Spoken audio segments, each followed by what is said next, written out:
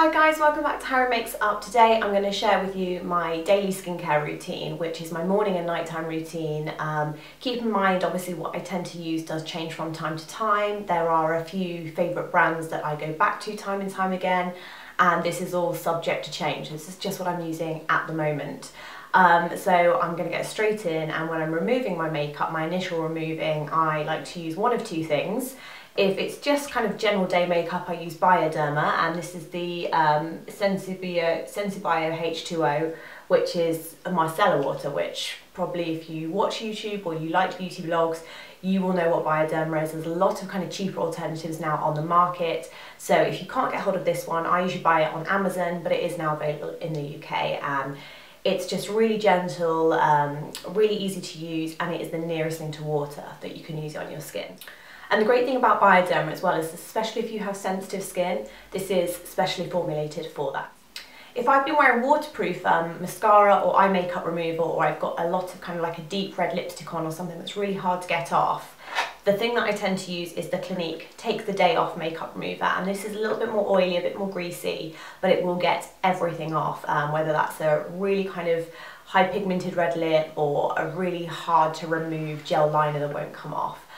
This will take everything off. I have one in my kit, and it's what I use if I've been wearing waterproof mascara, and that does the job. For when I want to treat my skin to a deep cleanse, or for times when I've actually got a lot more time on my hands and I've got time to properly cleanse my skin or do a double cleanse, I use the S-Bar Nourishing Cleansing Balm, and this is kind of like a waxy scrub that you put on your face, like a balm that will do a double cleanse, and then with warm water you lather it up on the skin and then use a muslin cloth to wipe it off, and that kind of exfoliates a little bit as well. For me, cleansing balms are a lovely idea and I love them. They feel a real treat on the skin. But for me, it's a time issue, so I tend to do this sort of twice a week if I'm lucky, and that's just me being honest. I probably should do it more, but again, it's time. So for me, this one is one of my favourite cleansing balms though, and a little goes a really long way. So this one is called the Nourishing Cleansing Balm by S-Bar. So morning and night time, I use the same cleanser and toner, which is kind of my general cleanser and toner that I always use, and they're two by Vichy. And this is the cleanser, the Purette Thermal, which is a soothing cleansing milk. I've probably said that wrong. Again, it's paraben free, it's really super gentle, and it's nice for dry skin, which in winter my skin does go a little bit more dry.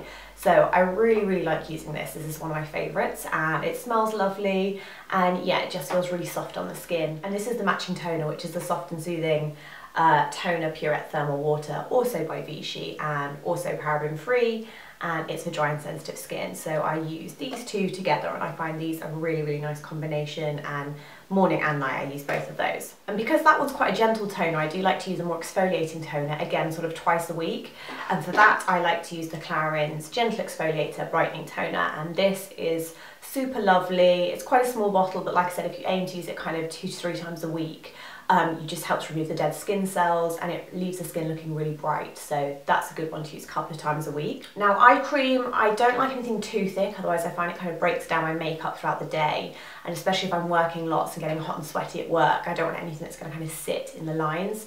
So for me, I prefer a more gel formula, and this one by Clarins, this is what I use at the minute, a little bit in the morning and a little bit in the night. It's called Serum Super Lift Extra Firming Eye Lift Perfecting Serum, and it targets dark circles and puffiness, and it smells beautiful, and again just feels really light on the eye area. So if you like a light eye cream, this is a really good one to go for, and I love using this. So that's by Clarins. Now, I don't always use a moisturiser at night time. If it's daytime, what I would do at this point is, before I start doing my makeup, I would actually go onto this product by Clarins.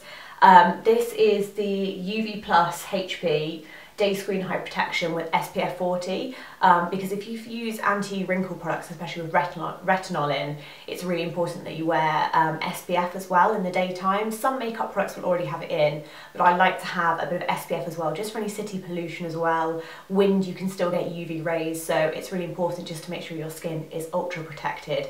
And this one again is by Clarins. It's quite mattifying, it's not greasy at all, and it makes a really nice kind of makeup primer, so it's 2 jobs in one really, so I really like that. If it's nighttime, however, at this point, I would tend to use something like the Redermic R, which is by La Roche-Posay. You can see this is quite well loved. I'm on my 2nd tube already. And the thing I love about this is it is a very high level of retinol, so it's great for anti-aging. and lines and wrinkles and kind of evening out skin tone. But what it has been formulated for is especially for sensitive skin.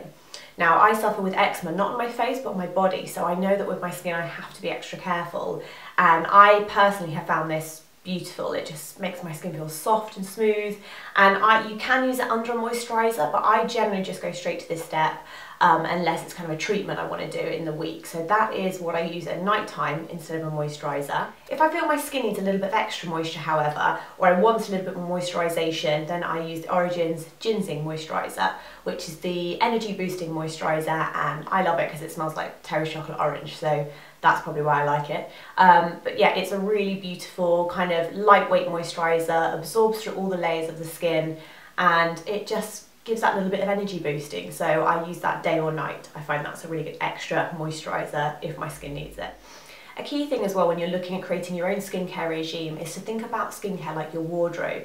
You want to be able to choose different products for different needs. So if your skin is more dry, you want to have a few products there ready for when your skin is drier, and perhaps if your skin is more combination, more oily at other times in the year or with hormonal changes, that's when you might need other products as well. If it's midweek and there's an extra kind of bit of removal my skin needs or a bit of a deeper exfoliation, I love the Skin Iceland Nordic Peel Pads. And you get 60, I think, in this, and I think you can see I've got about half a tub left.